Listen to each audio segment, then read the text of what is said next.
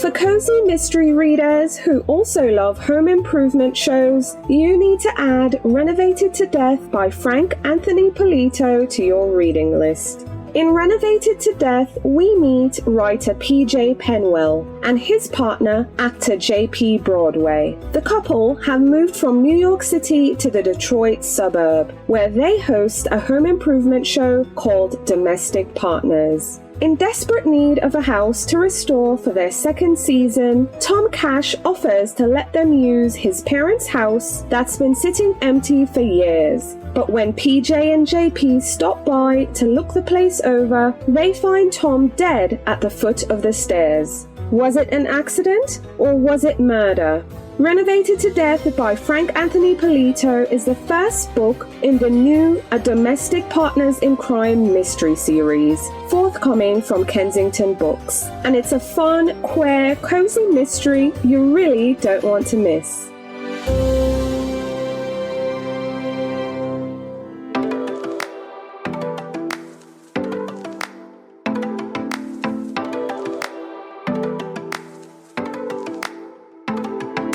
Welcome to The Reader's Couch, a podcast that brings you lively conversations with some of your favourite authors and bookish personalities.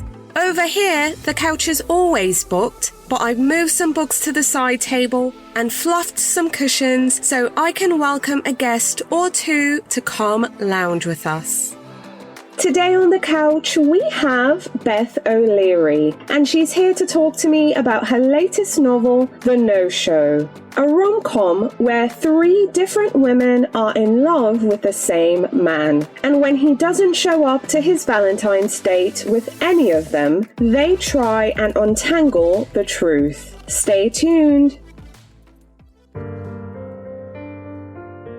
A candid, hilarious, and heartbreaking memoir of resilience and redemption to add to your reading list is Hello, Molly by Molly Shannon.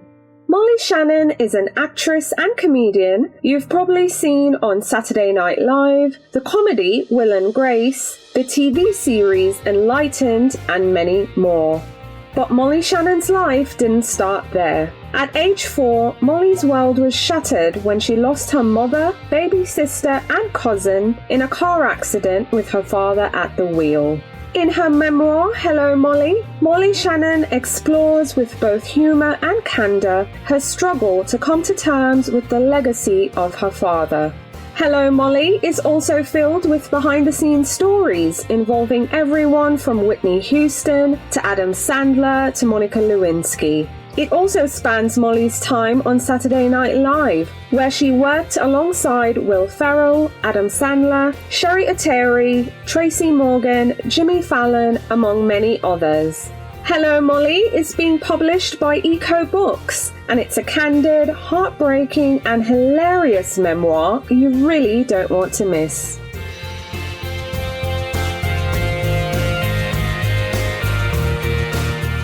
Hi readers, welcome again to The Reader's Couch. I'm your host, Victoria Wood, and here on the couch with me is a Sunday Times bestselling author whose novels have been translated into more than 30 languages. But she's here to talk to me about her latest novel, The No-Show. Please welcome to the couch, Beth O'Leary. Hey, Beth. Hello, thank you so much for having me. Yes, I'm super excited to have you here on the show. Can't wait to talk about your new book, The No-Show. But before we get into it, just really quick, I want to gauge your excitement on a scale of 1 to 10. How are you feeling?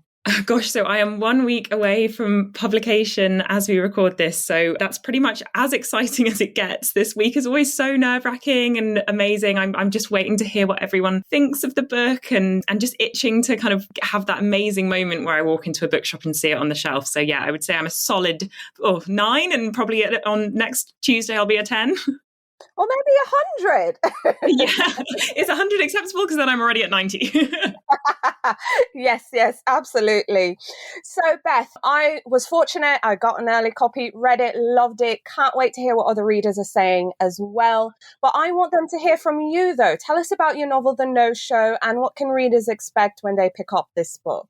So, The No-Show, it begins with three women being stood up on the very worst day to be stood up, Valentine's Day. And it transpires they've all been stood up by Joseph Carter, the same guy. And so who is Joseph Carter? Where is he on Valentine's Day? And can the women kind of unravel the truth before anyone gets their heart broken? Right, absolutely. And they're three very different women, wildly different women, but you managed to kind of do them justice each. And I really appreciated that. And there was just so much depth to each of the women. I'd love for us to kind of discuss them individually just a bit. And of course, we'll stay out of spoiler territory. But let's start with Siobhan. She's a life coach and she meets the charismatic Joseph and she really falls hard after a really wonderful night. Tell us about Siobhan, a bit about who she is as a character and her life before meeting Joseph.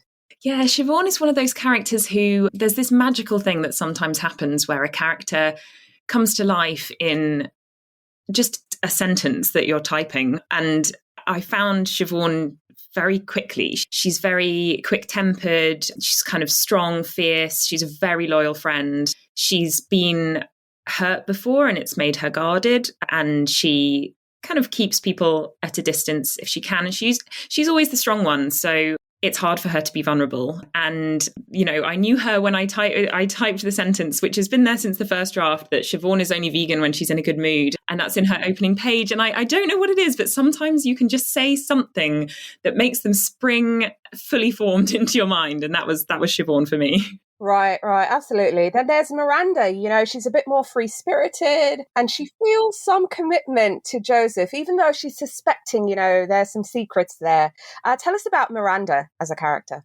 Yeah, so Miranda is a tree surgeon. So it's an unusual job for a woman. It's kind of a male-dominated industry, but she climbs trees for a living. And she's very adventurous and open and sort of, yeah, like you say, free-spirited and trusting as well. And she's very trusting of Joseph initially. And her relationship with him is quite a wholesome one, I would say, at the start of the novel, though obviously it gets more complex. Right, absolutely. And then we have Jane. So she's a bit more shy, bookish girl. She really wants to kind of keep her feelings under wraps, even though her relationship with Joseph is very flirty. She wants to kind of just keep things on friendly terms. So tell us about Jane. Yeah, Jane is my like you say, she's the quietest. She works at a charity shop in Winchester, which is actually the city where I grew up. So it was lovely to write kind of that place as well for her. She's had a difficult time of it and she's found kind of refuge in routines and reading and her own space and it's hard to sort of to let herself fall for someone. When her first date that she has with Joseph, where he stands her up, is actually a kind of friend date, like he's being her date to an engagement party where she doesn't want to turn up alone and then he never shows. So yeah, that's where those two start out. Yep, absolutely. So three wildly different women, amazing women at the same time though. And again, I just loved how you gave care to each of these women. But then, of course, there's a man at the center of it all, Joseph. He stands all three women up, like you mentioned earlier, on Valentine's Day. You know, it's a big date night, whether it's with friends or with a significant other. It's a big night to be stood up on. So tell us about Joseph. Tell us about this heartbreaker who really wreaks havoc in these women's lives. Yeah, he was always going to be the hardest character to write in this book, I think. And I knew that the moment I'd had the idea.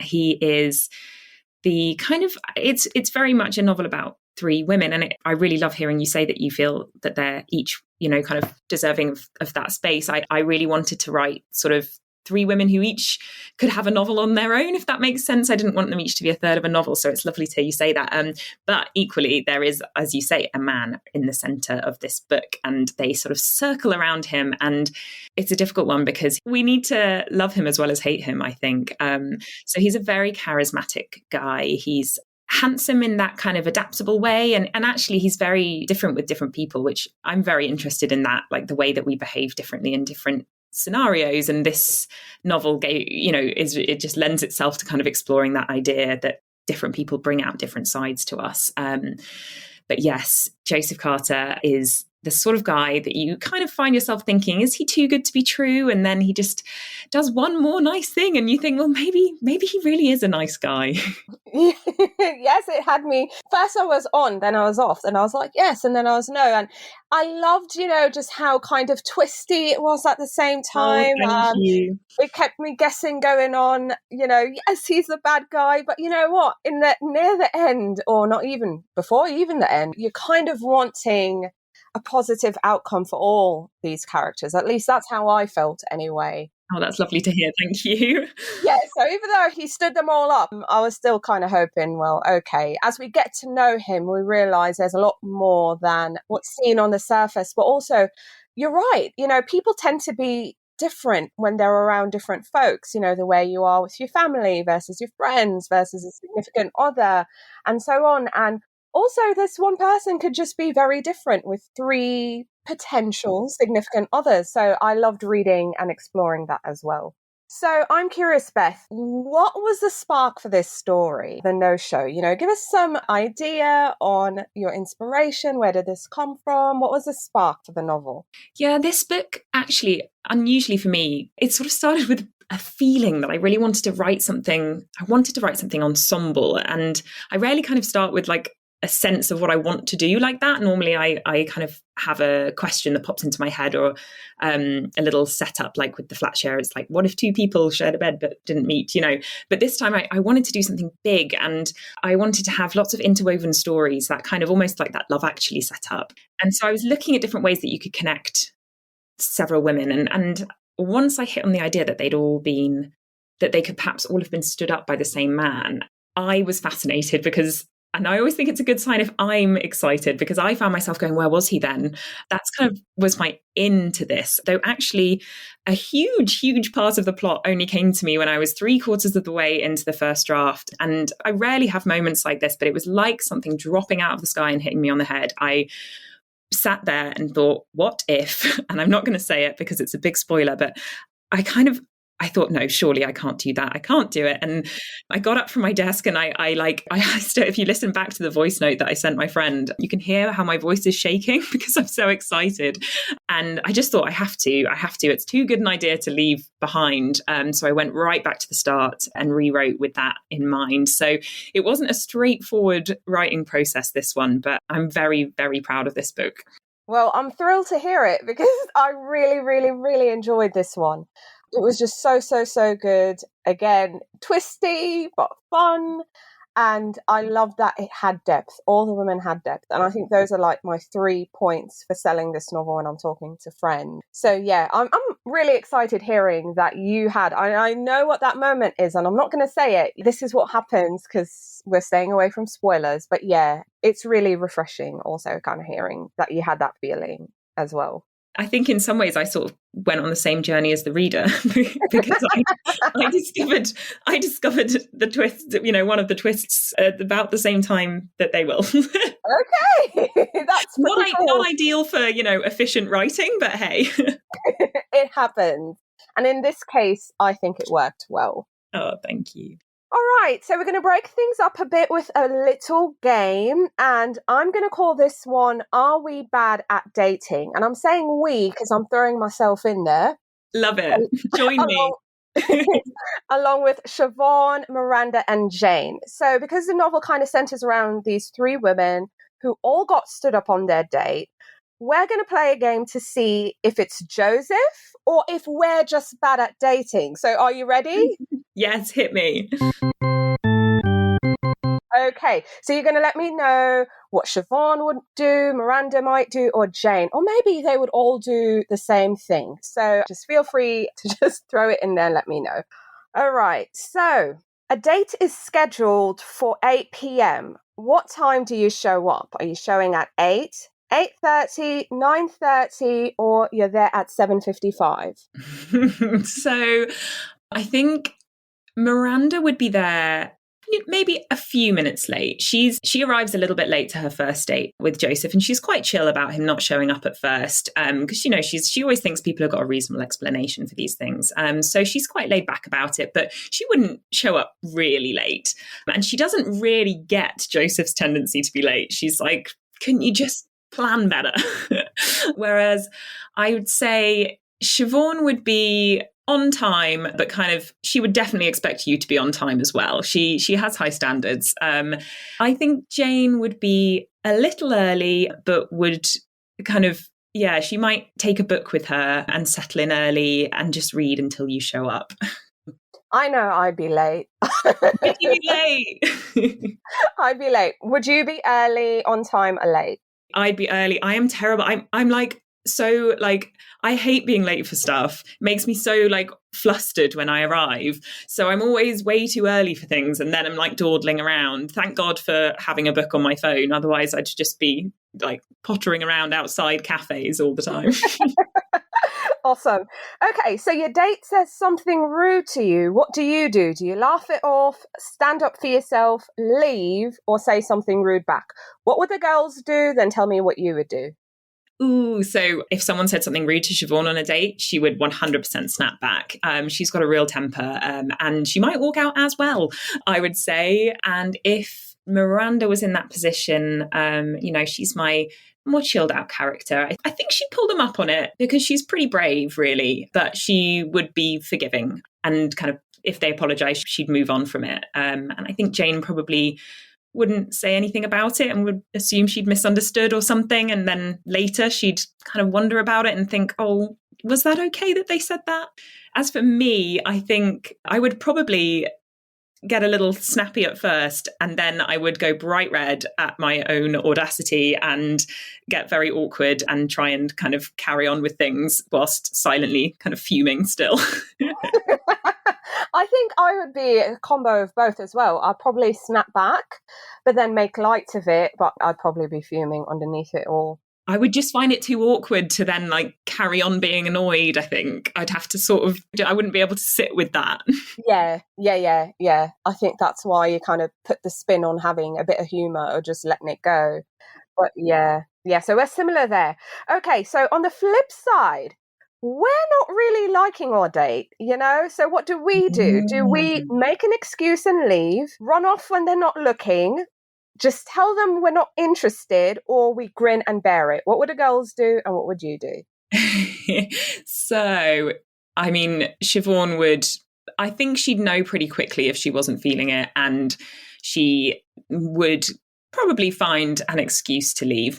She wouldn't necessarily try that hard for it to be a good excuse. I think Miranda would probably grin and bear it, I think. Just think, oh, well, this will be short-lived and I don't want to upset them too much. I think Jane would also grin and bear it and quietly resent the time away from being at home with a book and her cat. As for me, I think I'd grin and bear it as well.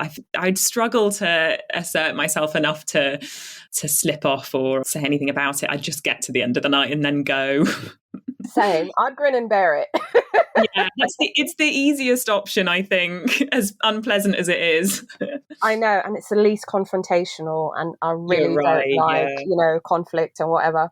All right, so another day, another date. You get asked to do an activity that you've never done before. What do?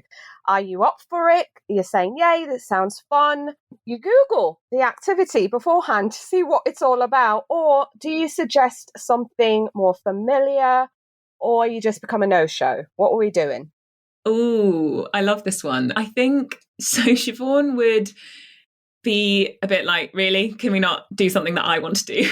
I think she's at one point, glamping comes up in the novel and she's a bit like, have you met me? But she does come around to the idea of camping as long as it's glamorous camping.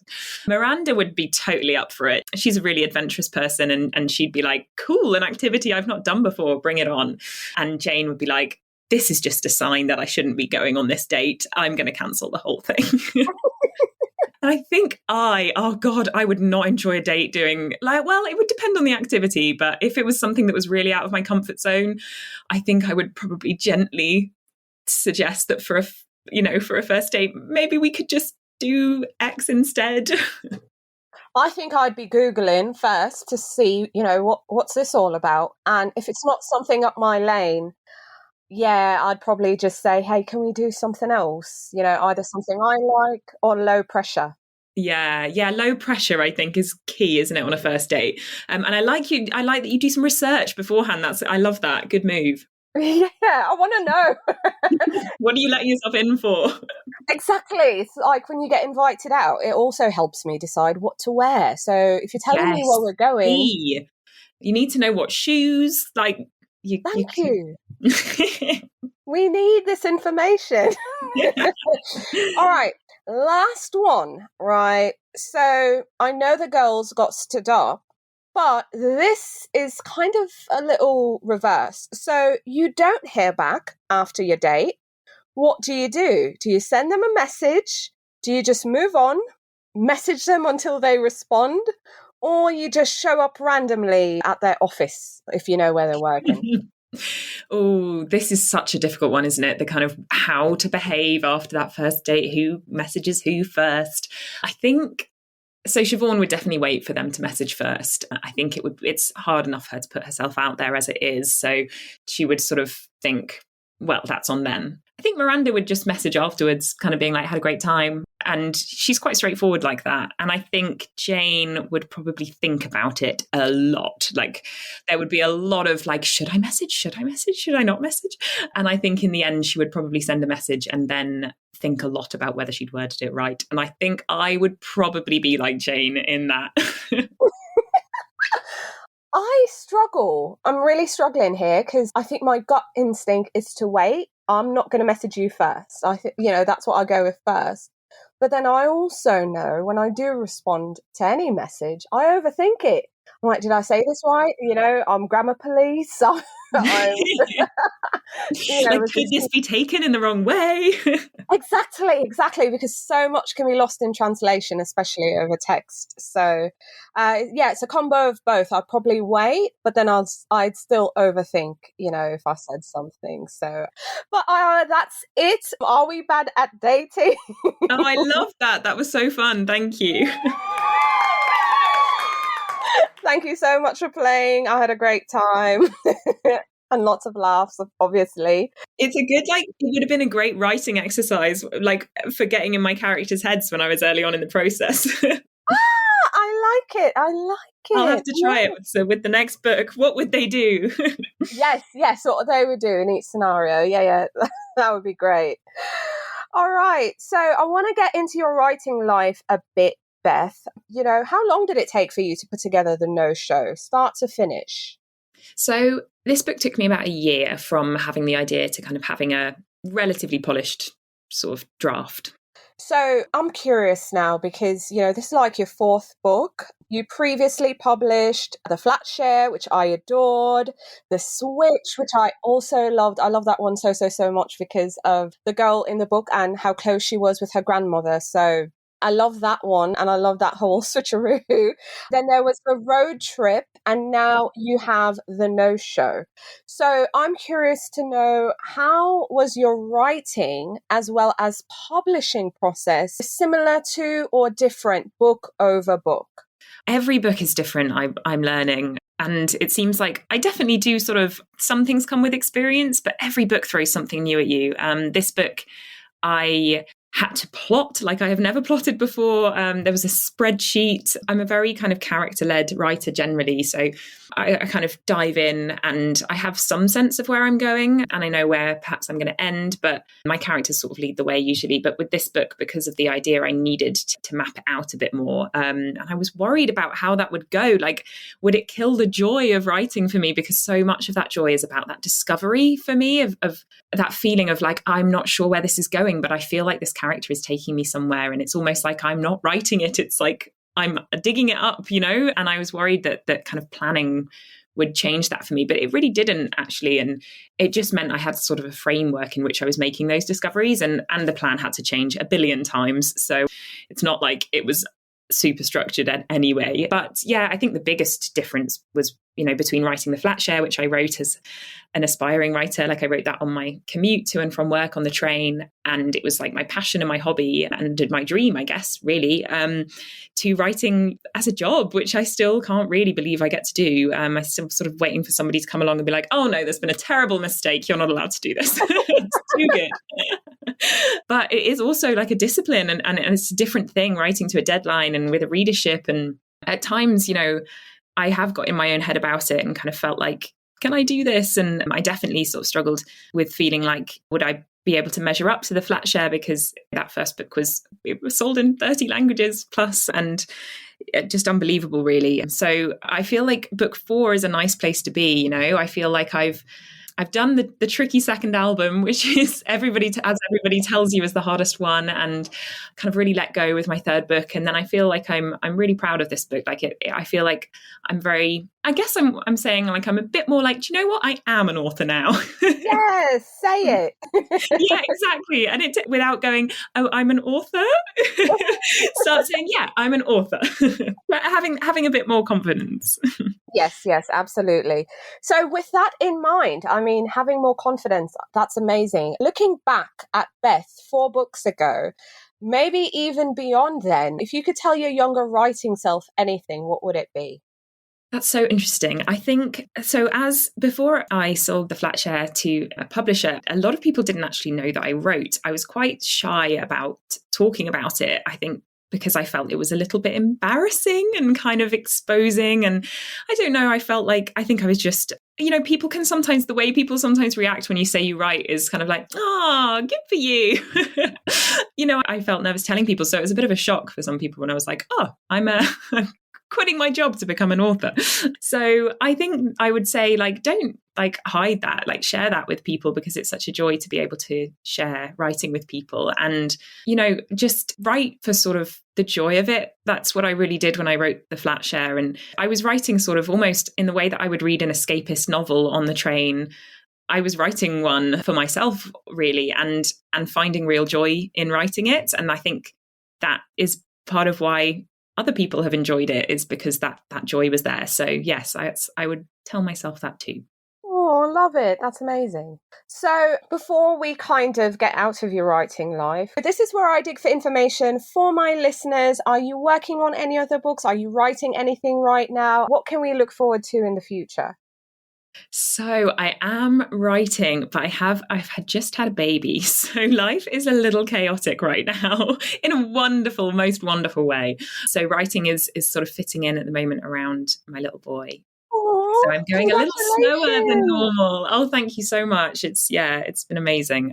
But yes, so we shall see. I won't share anything about what I'm writing because it's very, very new, and I might be telling you about a book that I end up binning. So best if I stay quiet for now. But yes, I'm definitely got a new book in the works. Okay, slowly but surely, you're getting there, but you're writing, You're doing something. And again, congratulations on the baby. That's amazing. Oh, thank you. All right, so let's get into your reading life real quick. I know we're here to talk about the No Show, but I want to know what you're reading. I know my listeners want to know as well. So tell us about the last book or books that you finished reading that you'd now recommend. So I actually just finished Lauren Ho's second book. She wrote Last Hang Standing, which was one of my favourite books from pandemic time. It came to me just at the moment when I needed it most. It's the most amazing, laugh out loud rom-com. And her second book, Lucy Yee Is Not a Romantic, is great too. I just finished it, and it's amazing because it's about early parenthood. So it's about a woman who decides to co-parent with someone that she's kind of just met, who they're both interested in having a child. So she's pregnant for much of the novel, and I guess obviously I've just been pregnant and had a baby, so it was really cool to read a rom-com set in that kind of time in someone's life. So yes, definitely recommend that one. Ooh, amazing. And what books are you looking forward to reading in the year ahead? Oh gosh, so many. So my to-read list of the new Jane Fallon I'm really looking forward to. There's a new novel coming from Gillian McAllister, which I know is going to be incredible. And Leah Lewis, who I'm a big fan of, she writes really warm, kind of uplifting, gentle books. I don't know, that's a strange way to describe a book, but I always feel very kind of comforted by her books. She's got a new one coming this year, so really looking forward to that as well. And my sort of romance favorites, Abby Jimenez, Helen Huang, if those guys publish anything, then I'm there. So those two. Amazing. I love when authors have their own auto-buy, auto-read authors as well. Totally. I feel the same way. There's a book, I'm buying it. I'm going to read. I'd read anything they'd send me. I mean, and one of the most amazing things about being an author is that sometimes you get them early, which is so good. Yes, that's always a treat for sure. So in addition to loving authors, books, reading and everything, we also love our indie bookstores. We're big supporters of them, and I ask all our guests on the show. So of course I'm going to ask you to share with our listeners some of your favorite indie bookstores.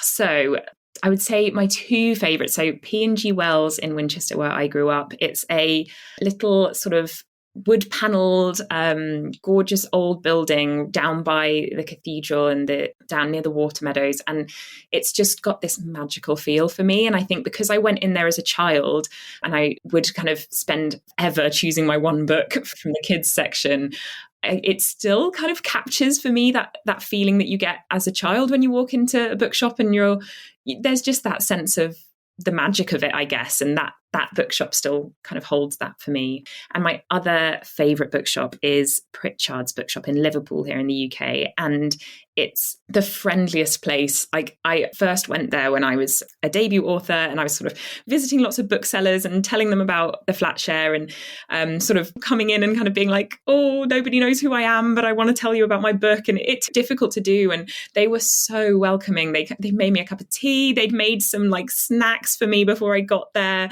And they really wanted to get to know me, I guess. And that's how it feels whenever you walk into that bookshop, whoever you are. Like, they've just got this incredibly warm atmosphere there, and they're great booksellers. And they make me want more books than I should pick up as well, which is a sign of a good bookseller. Yes, absolutely. You go in thinking, okay, I'll probably get a book or two. And before you know it, you're leaving with a whole pile. Sometimes not even knowing what you want, but leaving with exactly what you need. Yeah, if a good bookseller knows before you do that you need to read something. Exactly. You just have to love them. All right, Beth, kind of tying things together and coming back to the No Show. I mean, I know you've done your job. You've written a book. You've given it to us. I've read it. I loved it. And I'm really hoping that other readers will love it as well, and more people read it so I can talk to them about it. But, what are the reactions you're hoping for, or just maybe some thoughts you're hoping readers might have? Oh, that's a good question. I hope people feel ultimately uplifted by this book. I hope that maybe it makes them hug the people they love a little tighter, and just that maybe it'll be, I want you to be smiling, but maybe brushing away tears, that kind of feel to it. And yeah, I want it to grip you and maybe take you away if you're having a bad day, to just whisk you away to the worlds of Jane, Siobhan and Miranda, and if you ever want to escape yours. Yes, absolutely. I love it. Beth, thank you so much for coming on the show and speaking with me and playing my crazy game. I had fun. It's been so much fun. Thank you so much for having me.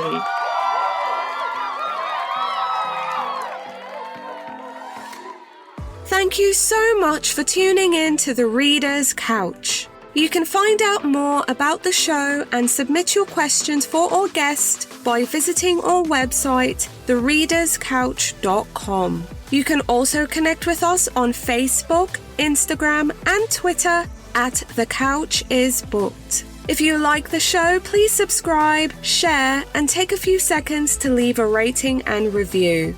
Next week, I'll be back with new guests, more books, and some fun games we can play.